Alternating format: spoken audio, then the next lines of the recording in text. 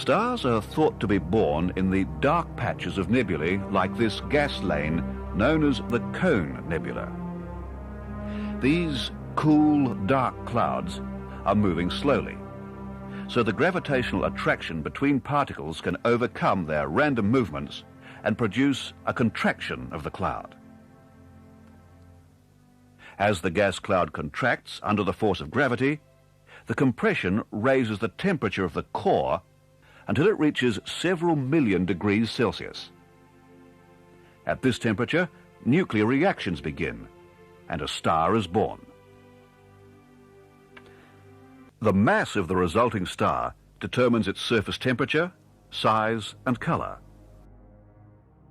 Like a metal bar that's heated until it glows, hotter stars are successively red, yellow, white, and finally distinctly bluish at very high temperatures.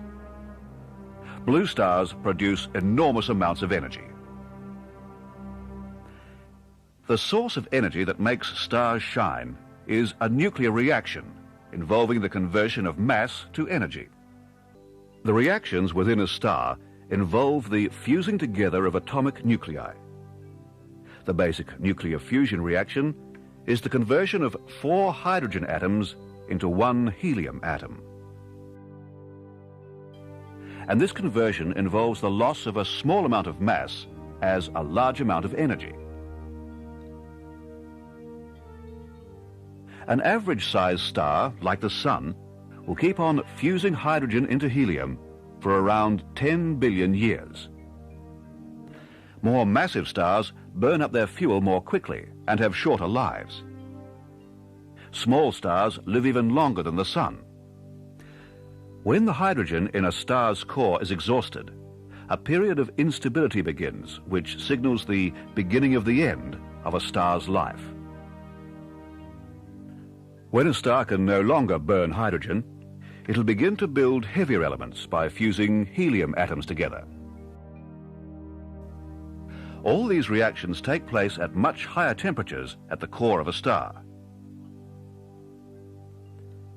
These higher temperatures make the star expand to many times its original size. The outer regions of such a star become cooler as they get further from the core, so the surface temperature drops and the star turns red. The result is a red giant, a very large and bright star.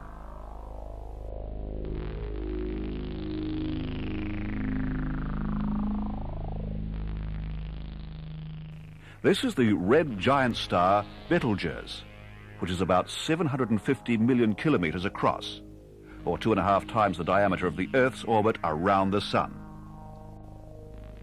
Betelgeuse is one of the largest stars known. Red giants will usually go through periods of instability in which the outward pressure will throw material into space. This star is steadily losing material from its outer layers. The materials formed a small nebula around the star.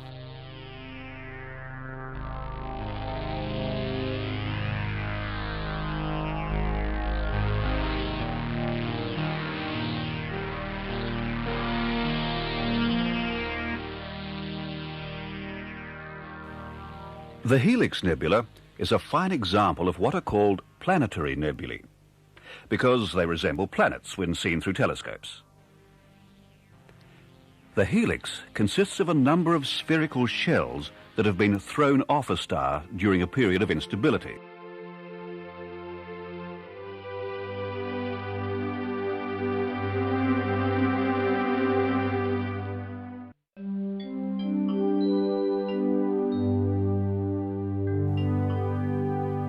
This is another star that's vigorously ejected its outer layers to produce a series of shells, including a symmetrical pair that were probably produced in the same outburst. After such a star has lost some of its mass and exhausted its nuclear fuel, it'll collapse to form a white dwarf, a very dense star not much larger than the Earth. A white dwarf is so dense that a tablespoon of its matter would weigh a ton. It can appear white or even blue because its surface is very hot due to the energy created in its collapse.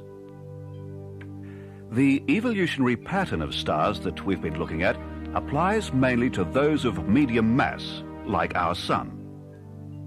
Stars of much greater mass might come to a more dramatic end, as a supernova, an enormous explosion in which much of the star is blown away into space. With a star of greater mass, there is no force which can prevent total collapse, and it'll become a black hole. A black hole is so small and dense that nothing at all can escape from its surface, not even light. It can, however, be detected by the radiation emitted from matter spiraling into the hole, such as from a companion star in a double system.